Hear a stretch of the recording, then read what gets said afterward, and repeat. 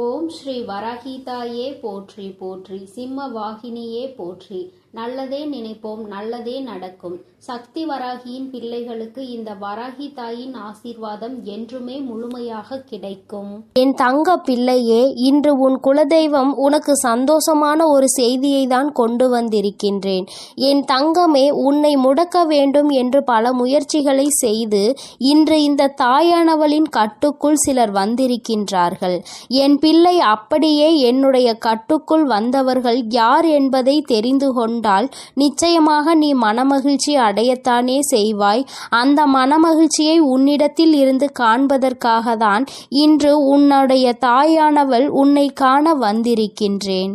என் தங்கமே, உன்னுடைய வாழ்க்கையில் உன்னை சுற்றி சூழ்ச்சிகள் பலவிதமாக நடந்தது. சிலர் உன்னை பார்த்து பொறாமை கொண்டார்கள், சிலர் உன் மீது கண் திஷ்டியினை வைத்தார்கள். ஆனால் ஒரு சிலர் உன்னை முடக்கி அழிக்க வேண்டும் என்று நினைத்தார்கள்.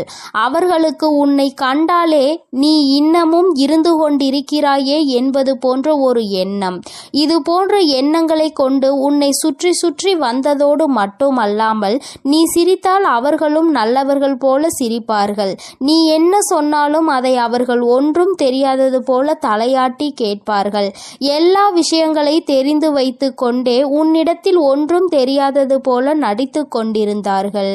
இது போன்று உன் வாழ்க்கையில் உன்னை அழிக்க சூழ்ச்சிகளை செய்தவர்கள், என் தங்கமே, நீ சில நேரங்களில் உன் வாழ்க்கையில் என்ன நடக்கிறது என்று புரியாமல் தவித்து நின்று கொண்டிருப்பாய்.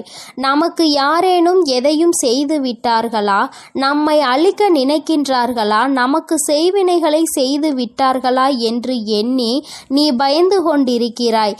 ஏனென்றால் வாழ்க்கையில் வருகின்ற பிரச்சனைகள் ஒவ்வொன்றும் அப்படி உன்னை புரட்டி எடுத்து ஒன்று போனால் அடுத்தது ஒன்று மீண்டு வர முடியாமல் நீ தவித்து நின்று கொண்டிருக்கின்றாய்.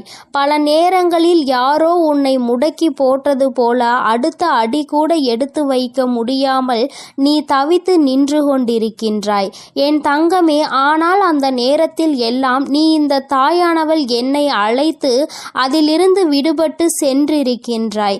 என் பிள்ளையே, இதையெல்லாம் உன் அம்மா நான் பார்த்து கொண்டிருந்தேன் அல்லவா? அப்படியானால் இதற்கு ஒரு முடிவினை நாம் கொடுத்துவிட வேண்டும் என்று நான் எண்ணிவிட்டேன். அதைதான் உன்னுடைய வாழ்க்கையில் நான் செயல்படுத்த தொடங்கினேன்.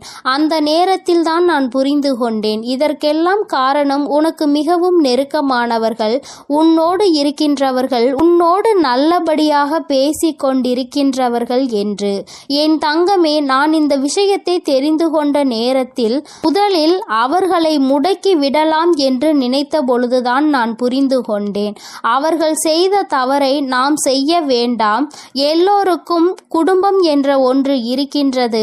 அவர்கள் தனிப்பட்ட மனது என்ன சொல்கின்றதோ அதை செய்கின்றார்களே தவிர மற்றபடி அவர்களை சுற்றி இருப்பவர்கள் எல்லாம் அவர்களுக்கு வேண்டியவர்கள் எல்லாம் நன்றாக இருக்க வேண்டும் என்றுதான் அவர்கள் நினைக்கின்றார்கள் என்று.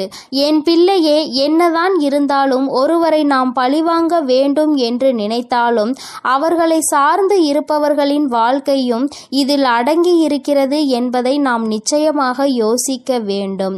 அவர்கள் நினைப்பது போல நாமும் யார் எக்கேட கெட்டு போனால் நமக்கென்ன என்று இருந்துவிடக் கூடாது அல்லவா? அதனால்தான் உன் தாயானவள் இதை பற்றி சற்று யோசிக்க வேண்டிய சூழ்நிலை வந்துவிட்டது. நான் யோசித்து தான் இந்த முடிவிற்கு வந்திருக்கின்றேன். என் தங்கமே, அவர்கள் செய்த சூழ்ச்சி, அவர்கள் உன்னை முடக்க நினைத்தது, இதற்கெல்லாம் அவர்களுக்கு தனிப்பட்ட முறையில் தண்டனை கிடைக்க வேண்டியது கட்டாயமாக்கப்பட்டிருக்கின்றது. இந்த தண்டனையை அவர்கள் அனுபவிக்க வேண்டி இருப்பதனால் இந்த தாயானவள் அவர்களை முதலில் என்னுடைய கட்டுக்குள் கொண்டு வந்து விட்டேன். அப்படியானால் இப்பொழுது அவர்கள் என்னுடைய கட்டுப்பாட்டிற்குள் வந்து விட்டார்கள். என்னுடைய கட்டுப்பாட்டிற்குள் வந்த பிறகு அவர்களின் மனநிலையில் நிச்சயமாக மாற்றங்கள் வந்துவிடும். அவர்கள் செய்தது எல்லாம் எத்தனை பெரிய தவறு என்பதை அவர்கள் புரிந்து கொள்ள தொடங்கிவிட்டார்கள். இனிமேல் உன் பக்கமே திரும்பி பார்க்க கூடாது என்பதையும் அவர்கள் புரிந்து கொள்ள தொடங்கிவிட்டார்கள். என் தங்கமே, நீ நினைப்பது போல் அல்ல. பல மாற்றங்கள் அவர்களுக்குள் ஏற்பட்டிருக்கிறது. ஆனால் ஒன்று மட்டும் நிஜம், அவர்கள் உன்னுடைய வாழ்க்கையை அழிக்க நினைத்ததை நினைத்து இப்பொழுது சந்தோஷப்படுகின்றார்கள். ஏன் தெரியுமா? அப்படி நினைத்ததால் தானே இன்று இந்த தாயானவளினுடைய கைகளால் நம் வாழ்க்கையில் நமக்கு திருந்துவதற்கான வாய்ப்பு கிடைத்திருக்கிறது என்று அவர்கள் சந்தோஷப்படுகிறார்கள். ஆனாலும் இந்த அம்மா அவர்களுக்கு எல்லாவற்றையும் புரிய வைத்து விட்டேன். இனி ஒருபொழுதும் உன்னுடைய வாழ்க்கையில் அவர்களினுடைய தலையீடு நிச்சயமாக இருக்காது. அவர்கள் செய்த சூழ்ச்சி அவர்களுக்கே திரும்ப சென்றிருக்கும் பொழுது நிச்சயமாக இனி இது போன்ற ஒரு காரியத்தை செய்வதற்கு மனம் யாருக்கும் வந்துவிடாது. இந்த தாயானவளினுடைய அன்பினை பெற்ற குழந்தைகள் அல்லவா நீ உன்னை முடக்க நினைப்பதும் என்னை முடக்க நினைப்பதற்கு சமம் அல்லவா? அப்படி செய்ய வேண்டும் என்று நினைத்துவிட்டு அவர்கள் எப்படி அமைதியாக இருக்க முடியும்? அவர்களுக்கான பிரச்சனைகளை அவர்கள் அனுபவிக்க வேண்டிய கட்டாயம் அல்லவா? என் தங்கமே, இன்று அவர்கள் தான் நினைத்ததை சாதித்து விட்டது போல ஒரு உணர்வினை கொண்டு வந்தார்கள். அந்த உணர்வை அவர்களுக்குள் இருந்து எடுத்து அவர்கள் செய்தது எத்தனை பெரிய தவறு என்பதனை அவர்களுக்கு நான் உணர்த்தி விட்டேன். என்னதான் இந்த தாயானவள் அவர்களுக்கு அறிவுரை வழங்கினாலும் நான் அவர்களுக்கு ஆசிகளை ஒருபொழுதும் வழங்கவில்லை. அவர்களின் வாழ்க்கை அவர்களின் பொறுப்பு. அவர்கள் செய்த பாவத்திற்கு பலனும் அவர்களுக்கு நிச்சயமாக கிடைக்கும். என் பிள்ளையாக அவர்கள் திருந்து விட்டார்கள் என்றால் இனி வாழ்க்கையில் அவர்களுக்கு நல்லது நடக்கும். மீண்டும் மீண்டும் அதே தவறை தான் செய்வார்கள் என்றால் இந்த வாழ்க்கையே அவர்களை அழித்துவிடும் என்பதில் எந்த ஒரு மாற்று கருத்தும் கிடையாது. வாழ வேண்டும் என்ற எண்ணம் மட்டும் இருந்துவிட்டால் போதாது. இந்த வாழ்க்கையை வாழ்வதற்கான தகுதி நம்மிடத்தில் இருக்கின்றதா என்பதையும் புரிந்து கொள்ள வேண்டும். அதையெல்லாம் உனக்கு நிச்சயமாக இருக்கின்றதா என்பதை புரிந்து கொள்ள வேண்டும். என் தங்கமே, இவர்களினுடைய மனதில் இருக்கின்ற எண்ணங்களை எல்லாம் நீ நிச்சயமாக ஒரு பொருட்டாகவே நினைக்காதே. அடுத்தவர்களுக்கு கெடுதல் நினைப்பது, அடுத்தவர்கள் வாழ்க்கையை முடக்க நினைப்பதும் ஒரு தொழிலா? இது போன்ற வேலையை செய்வதற்கு பதிலாக அவர்கள் வாழாமலே இருந்து விடலாம் என்றுதான் உன் அம்மா எனக்கு கோபம் வருகின்றது. என் தங்கமே, இருந்தாலும் இவர்களை சார்ந்தவர்கள் எந்த கஷ்டமும் படக்கூடாது. இவர்கள் செய்த தவறுக்கு இவர்களின் சந்ததிகள் என்ன செய்வார்கள்? ஆனாலும் இவர்கள் செய்த பாவம் அவர்களை துரத்துவதை யாராலும் நிறுத்த முடியாது. அந்த பாவத்தை நாம் தூக்கி சுமக்க வேண்டாம் என்றுதான் அம்மா சொல்கின்றேன். என் தங்கமே, நீயும் அவர்களுக்கு ஒரு விஷயத்தை செய்யும் பொழுது அது அவர்கள் குடும்பத்தை பாதிக்கிறது என்றால் அந்த பாவம் உன்னை வந்து சேர்ந்துவிடும் அல்லவா? என் தங்கமே, அவர்கள் மிகவும் நல்லவர்களாக இருக்கலாம் அல்லவா? அதனால் என் பிள்ளையே, நீ யாரையும் வஞ்சிக்காதே. யார் மனதையும் நோகடிக்கும்படி நீ பேசிவிடாதே. அவரவர்கள் செய்வதற்கான பலன்களை அவரவர்கள் அனுபவிப்பார்கள். அவரவர்கள் வாழ்க்கையில் என்ன நடக்கின்றதோ அதற்கு அவர்களே பொறுப்பெடுத்துக் கொள்வார்கள். உன் வாழ்க்கையில் உனக்கு அவர்கள் செய்ததற்கான பொறுப்பினை நான் எடுத்துக் கொள்கின்றேன். என் தங்கமே, அவர்களை திருத்தி நல்வழிப்படுத்த வேண்டியது என்னுடைய பொறுப்பு. என்னுடைய கட்டுக்குள் இன்று வந்து நின்று கண்ணீர் சிந்திக் கொண்டிருக்கின்றார்கள். அவர்கள் செய்த தவறை எண்ணி என்னிடத்தில் வருந்தி கொண்டிருக்கின்றார்கள். நம்மா, அவர்களை காப்பது நீ என்று தெரிந்திருந்தால் நான் நிச்சயமாக இது போன்ற தவறுகளை எல்லாம் செய்திருக்க மாட்டேன்.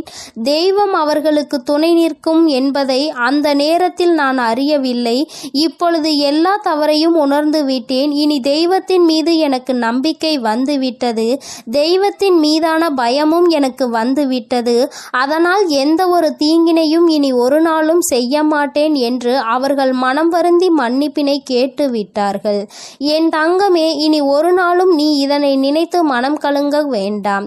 இனி உன்னுடைய வாழ்க்கையில் எல்லாமே நீ நினைத்தது போல நடக்கும். இந்த எதிரிகள் இல்லாத, இந்த துரோகிகள் இல்லாத நிலையை உனக்கு வாழ்க்கையில் உருவாக்கி கொடுக்கும் நேரம் வந்துவிட்டது.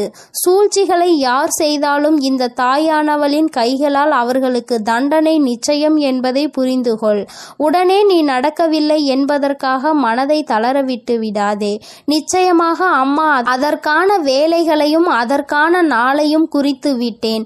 மிக விரைவாகவே எல்லாம் நடக்கும் பொழுது நீ மனமகிழ்ச்சியினை நிச்சயமாக அடைந்து விடுவாய் என்பதில் எந்த ஒரு மாற்று கருத்தும் கிடையாது.